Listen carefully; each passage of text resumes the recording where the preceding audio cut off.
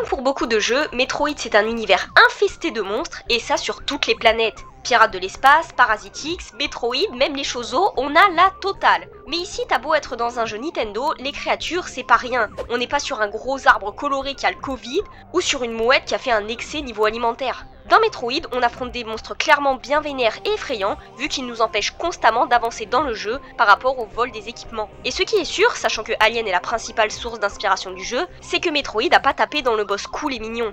Menace pour l'univers tout entier, extermination de planètes entières, expérience ayant horriblement mal tourné, aujourd'hui je vous propose de découvrir le top 10 des monstres les plus effrayants des Metroid.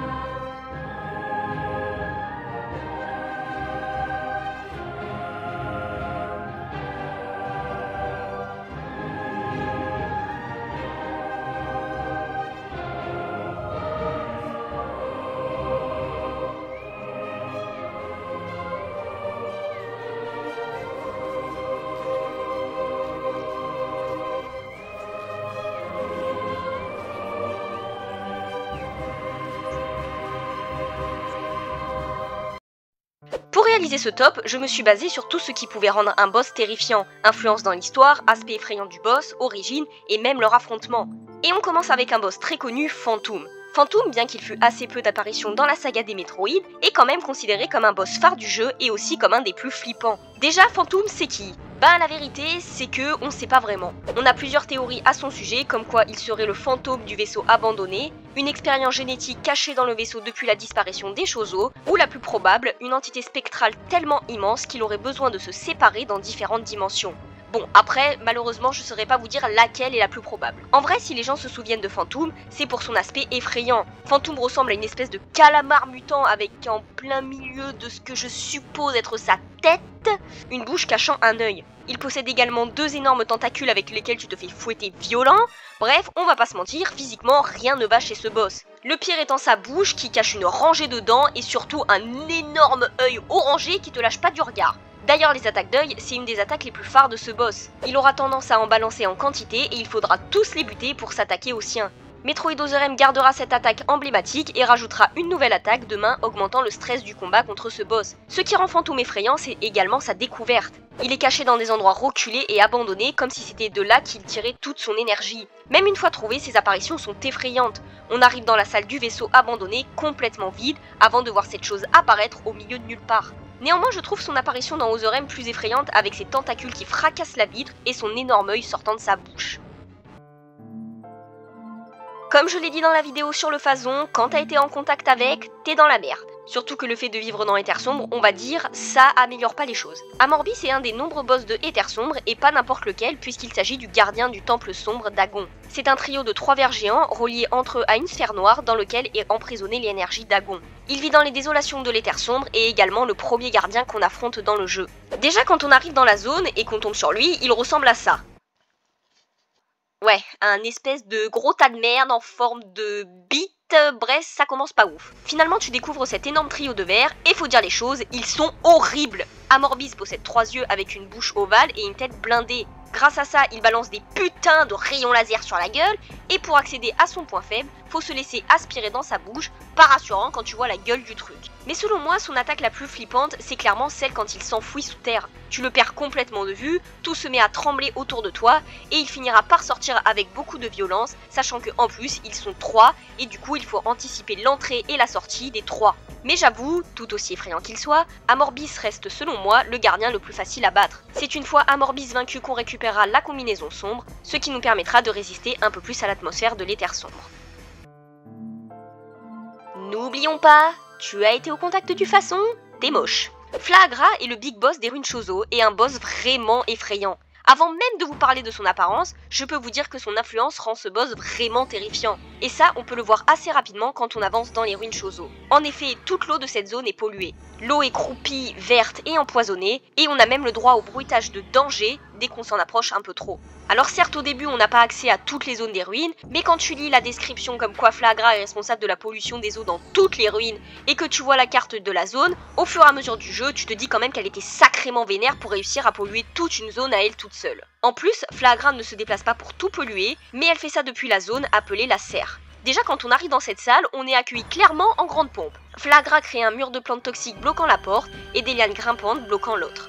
Bon, ça les portes bloquées c'est typique pour tous les boss, notez cependant que même une fois vaincu, le mur de plantes toxiques reste sur place, montrant quand même le côté très fort de ce boss. C'est seulement après avoir récupéré un des 12 artefacts Chozo qu'il finira par disparaître. Bon maintenant on va enfin pouvoir parler de ce qui nous intéresse vraiment. Flagra est une immense plante mutante ayant muté sous l'effet du phazon. Autrefois plante sacrée pour les Chozo, selon les théories, le phazon l'a complètement fait muter en une plante monstrueuse, ce qui a répandu ses racines toxiques partout dans les ruines. Flagra a un côté vraiment effrayant de par sa taille immense, ses griffes à la place des bras, même sa tête qui ressemble clairement à un champignon vénéneux. D'ailleurs dans le remaster j'ai été un peu déçu pour un truc. Dans l'original, Flagra baffe constamment du venin et ça renforce l'aspect effrayant du boss. Et je sais pas pourquoi, dans le remaster, ils ont supprimé cet élément. Bon, tout le côté du boss reste cependant conservé, de l'eau empoisonnée à l'attaque où elle s'écrase avec beaucoup de violence sur le sol. Finalement, une fois vaincu, l'eau revient à son état normal et on récupère notre combinaison Varia. Ah, ce bon vieux Cred. Celui-là on l'avait pas vu depuis un petit moment. Sa dernière apparition c'était dans Metroid Zero Mission et il a refait un retour inespéré et en bombe dans Metroid Dread. Pourtant Cred comme Ridley est un pirate assez haut gradé. Pour vous donner un ordre d'idée, c'est un peu le Sanji de Mother Brain. Mais malgré tout, Cred aura fait moins d'apparitions que Ridley, seulement 4 jeux en tout. Mais entre sa première apparition en 1987 et sa dernière en 2021, il aura quand même radicalement changé. Dans le premier Metroid, Cred, comme tous les autres boss, n'apparaît pas plus effrayant que ça. Il est à peine plus grand que nous et ressemble un peu plus à un espèce de Bowser mutant. Cependant, je souligne une attaque de chez lui assez dégueulasse, c'est celle où on dirait qu'il balance des rognures d'ongles. D'ailleurs, les attaques de Cred sont un point qui renforce vraiment l'aspect flippant de ce boss. Autre que les rognures d'ongles, il tire des projectiles de ce que je suppose être ses 3 nombrils. En vrai, je sais pas ce que c'est, mais vu que ça sort de son ventre, on va dire que c'est des nombrils. Metroid Dread rajoutera une attaque supplémentaire où il envoie des boules via sa bouche, et on aura toujours le fameux coup de patte ou de griffe dans tous les combats. D'ailleurs, ce fameux coup de griffe, heureusement que Samus réussit à l'encaisser, parce qu'en vrai, vu la taille de ce monstre, je pense qu'aucun humain normalement constitué n'aurait survécu à ça. En effet, Cred a une taille de titan. Si on prend tous les boss de Super Metroid, c'est même lui qui détient le record du monstre le plus grand. De Super Metroid à Metroid Dread, c'est le seul boss qui nécessite 2 écrans pour pouvoir l'attaquer. Sans oublier le fait qu'il a une tête qui fait quand même assez peur avec ses 3 yeux rouges et sa bouche de crocodile marin. Cred a vraiment tout pour faire peur. Metroid Dread a même renforcé le côté enragé du boss, ici Cred est enchaîné et pousse des énormes rugissements tout en se débattant au maximum pour pouvoir attaquer Samus. Dans Super Metroid et Metroid Zero Mission, ces apparitions sont assez effrayantes. On a le sol qui tremble, les murs qui s'effondrent, mais Cred bouge peu son corps malgré le fait qu'il rugisse. Bon, ça je pense que c'est dû au fait que les jeux sont plus anciens, et ça permet malgré tout à Cred d'avoir sa place dans les boss les plus effrayants de la saga. Quoi, tu mérites les queues en 6ème position? Mais c'est pas logique, c'est le chef suprême des pirates de l'espace et l'antagoniste principal du jeu. Alors oui, c'est vrai, on connaît tous Ridley pour être l'ennemi juré de Samus, et ça depuis qu'il a tué ses parents et détruit sa planète natale. C'est également un boss phare du jeu car Ridley, bien évidemment, apparaît dans de nombreux Metroid. Mais alors pourquoi si bas dans ce classement? Ben tout simplement parce que selon moi, il y a quand même plus effrayant que lui. Déjà par rapport aux autres boss que j'ai pu présenter, Ridley n'est pas répugnant en termes d'apparence. Il a l'apparence d'un dragon ou d'un ptérodactyle violet bien proportionné, une large tête avec un long museau, une silhouette élancée avec des pattes qui lui permettent ou d'avancer à 4 pattes ou sur ses 2 jambes, une paire d'ailes et une queue avec une pointe bien aiguisée au bout. Ouais, donc en fait avec Ridley, on n'est pas non plus sur du reptile disproportionné, sans compter les nombreuses modifications qu'il a pu avoir au fur et à mesure des jeux, le rendant toujours plus stylé. Bon, malgré tout ça, je vous avoue que j'aimerais pas me retrouver des masses en face de lui, parce que autant stylé qu'il soit, Ridley reste un monstre effrayant et redoutable. C'est un pirate de l'espace très haut gradé, le bras droit de Mother Brain, rien qu'avec ça, tu sais qu'il est pas là pour rigoler. Déjà Ridley, pas la peine d'être un génie pour le savoir, il a fait énormément de bordel dans la saga. Il a détruit une planète entière, il a attaqué la frégate Orphéon dans Metroid Prime, il a organisé l'attaque de Norion dans Corruption, d'ailleurs sachez qu'à ce moment-là il n'était pas vraiment totalement corrompu, il a attaqué la station Cérès pour voler la dernière larve de Metroid et l'utiliser à mauvais escient, en bref, il a foutu le boxon. Et ça c'est très certainement les plus gros morceaux de ce qu'il a fait, parce qu'en vrai Ridley n'a aucune limite, il détruit tout à coups de feu et de coups de queue, il fout le bordel de partout où il y a des humains, et il est à fond dans le règne des pirates de l'espace. Après sachez que Ridley, il y a énormément de choses à dire dessus. Notez d'ailleurs qu'une vidéo spécialement dédiée à lui est en cours de préparation. Mais malgré tout ça, il y a selon moi pire menace que lui dans la galaxie. Même d'autres boss sont plus vénères que lui et on va voir ça justement avec le suivant. Boss phares de la saga, on les voit apparaître dans presque tous les Metroid, à l'exception de Metroid Prime Hunter et Metroid Dread, où ils apparaissent seulement dans des cinématiques. Les Metroid sont originaires de la planète SR388, mais à cause des pirates de l'espace, ils se sont répandus sur plusieurs planètes et se nourrissent de toute l'énergie vitale qui les entoure. Les Metroid, ça va quand même être dur de parler de tous, car ils ont plusieurs formes qui changent selon le jeu et la planète, la plus connue étant bien sûr la larve de Metroid. Alors on va se concentrer sur les deux Metroid les plus terrifiants, le Metroid Prime et la Reine Metroid. La Reine Metroid est la deuxième forme de Metroid et la seule capable de procréer. C'est aussi la forme du Metroid la plus effrayante, car la plus évoluée. Elle ressemble à un énorme crocodile mutant, fracassant tout sur son passage, même ses propres œufs. Elle me fait même littéralement penser au titan bestial qui a cette apparence. Elle est capable de cracher du feu, faire sortir des Metroid de son dos, dégueulasse, et elle te charge en détruisant tout le décor autour de toi. C'est selon moi le Metroid naturel le plus terrifiant et aussi le plus féroce. Et oui, dans Metroid Other M, c'est bien elle qui est responsable de la mort de Ridley. Elle en a fait une putain de momie, forcément ça amplifie le stress d'affronter ce boss. Mais si je dis naturellement, c'est parce que selon moi le plus effrayant reste quand même le Metroid Prime. Ici on n'est plus du tout sur une petite méduse en colère ou sur un crocodile, mais sur une sorte d'énorme araignée mutante. Le Metroid Prime est en fait un Metroid de Talon 4 ayant muté sous l'effet du phason à des doses encore plus violentes que tous les autres boss du jeu. D'ailleurs, quand tu lis sa description, c'est assez flippant. Le Metroid Prime est la pire menace de Talon 4, il est le gardien du Léviathan de Talon et le boss le plus effrayant du jeu. Outre son apparence d'araignée géante, c'est un boss extrêmement blindé. Il possède toutes les compétences de rayon de Samus, vu qu'il est autant capable de geler que d'envoyer des boules de feu. Son attaque chargée et ses coups de griffe amplifient également la peur durant le combat. Le Metroid Prime est très agile et rapide et attaque constamment Samus. Sa dernière apparence reste tout aussi effrayante. Ici, le Metroid Prime prend la forme d'une sorte d'énorme pieuvre à 3 yeux, entièrement composée de phasons. Le cerveau apparent, faut dire que ça aide pas pour trouver quelque chose de beau à ce monstre. Ses attaques sont quand même cependant un peu moins flippantes, il se contentera de faire apparaître des Metroid et des flaques de phasons, et on retrouve des attaques de base avec la décharge au sol et les coups de tentacules. Mais même une fois battu, le Metroid Prime n'en reste pas là. Il s'accroche à Samus de manière à ne plus la lâcher avant que celle-ci ne soit séparée de sa combinaison de phasons. Et pour dire à quel point le Metroid Prime est effrayant, il a quand même réussi, grâce à la combinaison de phasons et ses restes, à créer un nouveau monstre encore plus effrayant et menaçant pour l'univers.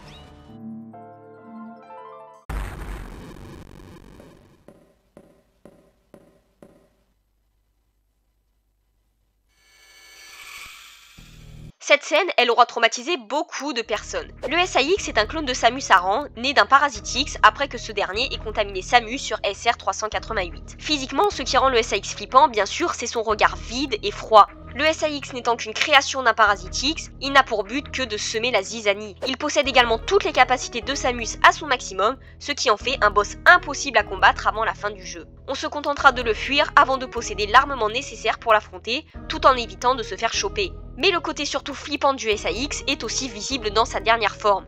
Rien ne va dans son design. On est face à un espèce de casque mutant avec une tumeur au bras, où l'on voit des petits canons sortir, et il a des pattes sur ses pattes. Sans parler de sa langue qui pend constamment comme s'il était en train de crever de déshydratation, et ces deux monstres siamois qu'on voit à côté de sa tête. Physiquement, ce monstre est absolument horrible. Heureusement que Metroid Dread d'ailleurs ne l'a pas montré sous cette forme dans les cinématiques.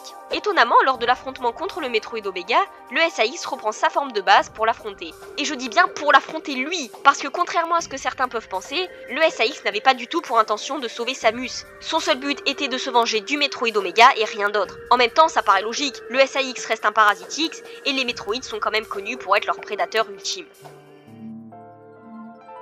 Encore un ennemi iconique du jeu et qui pourtant a eu encore moins d'apparitions que Cred en tant que boss. Mother Brain est le chef des pirates de l'espace, de base créé par les Chozo, mais malheureusement qui a fini par passer du côté obscur. Déjà, je comprends pas comment les Chozo peuvent passer de ça en termes de création à ça.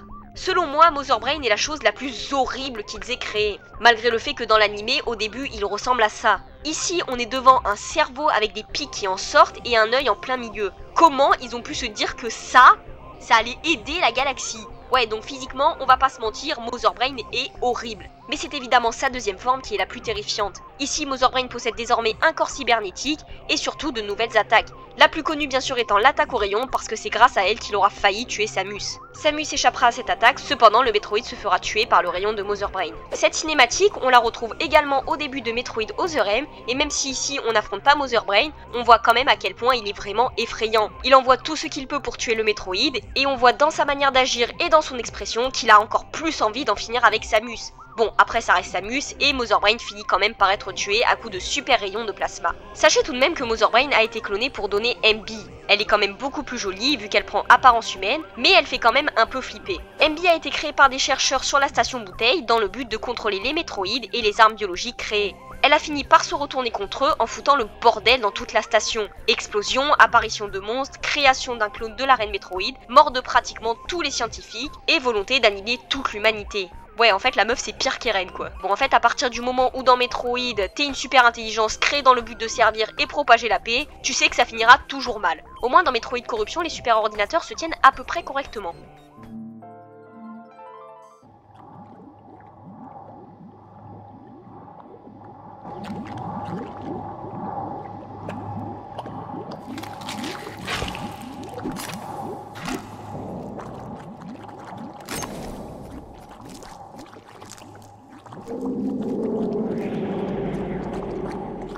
Encore une scène bien traumatisante, mais qui a aussi beaucoup éveillé la curiosité des fans. Quand on voit cette scène alors qu'on vient de tuer une araignée géante et stopper la propagation d'une menace entière sur une planète, on se dit mais qu'est-ce qui va encore se passer? C'est dans Metroid Prime Echo qu'on découvrira rapidement Dark Samus et on la croisera jusqu'à Metroid Corruption. Physiquement, Dark Samus est quand même un boss plutôt stylé. Ici, on est clairement sur une Samus avec une apparence vraiment dark, d'où son prénom. Mais Dark Samus est quand même né de manière assez effrayante puisqu'il s'agit en fait de la fusion du Metroid Prime ainsi que de la combinaison de phasons. Cette caractéristique du Metroid Prime, on la retrouve même lorsqu'on découvre la véritable apparence de Dark Samus sous sa combinaison. Oubliez les fanarts d'une Dark Samus super sexy avec des cheveux bleus pétants et sachez que ce fanart se rapproche beaucoup plus de la réalité. En effet, Dark Samus n'est qu'un être de phasons, sous son armure, son apparence ne laisse découvrir qu'une sorte de squelette à 3 yeux avec des couleurs qui rappellent la dernière forme du Metroid Prime et cette apparence est beaucoup plus effrayante que quand elle a encore son armure. Surtout que Dark Samus est un peu comme Ridley, même si elle apparaît seulement dans 2 jeux en tant que boss, elle aura quand même eu le temps de foutre pas mal de bordel dans la galaxie.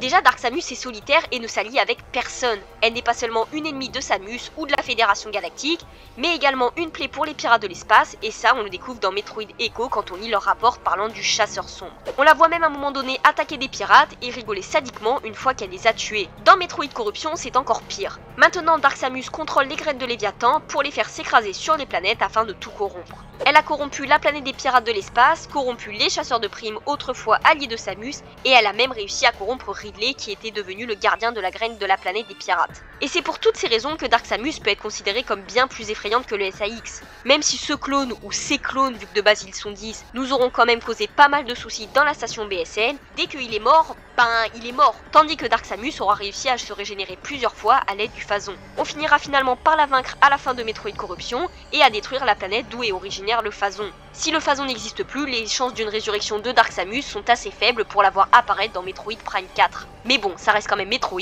et on peut quand même s'attendre à tout.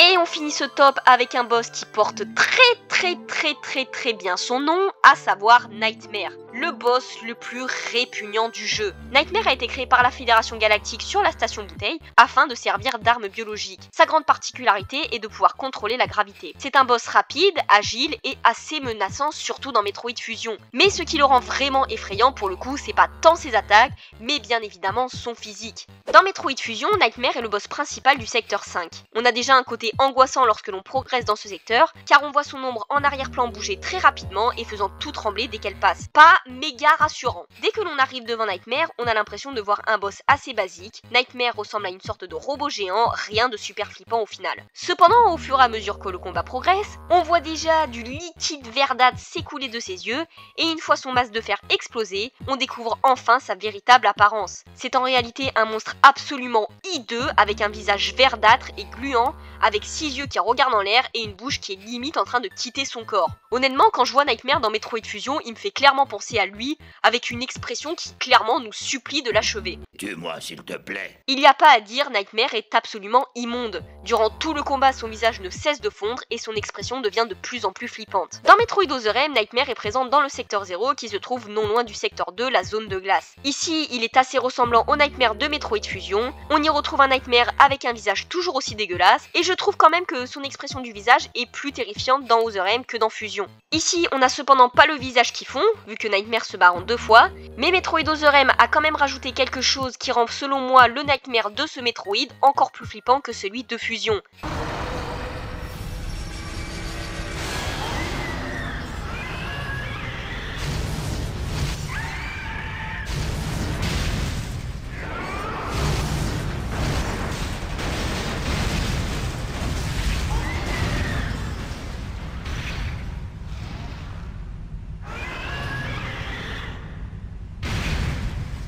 Cette cinématique est traumatisante. Nightmare pousse un cri terrifiant d'agonie pendant qu'il tombe en se fracassant de partout sur les murs. Non mais je vous l'ai dit, il veut en finir littéralement avec sa vie. Malgré ça, Nightmare est quand même beaucoup plus facile à battre dans Metroid Other M que dans Metroid Fusion. Mais bon, ça c'est un autre débat. On se souvient surtout de lui comme un des boss les plus effrayants de la saga. Un visage hideux, des apparitions stressantes, même une musique inquiétante qui amplifie son côté terrifiant. Faut dire que Metroid aura quand même réussi depuis sa première adaptation à nous donner des boss vraiment effrayants que ce qu'on avait l'habitude de voir dans notre jeu.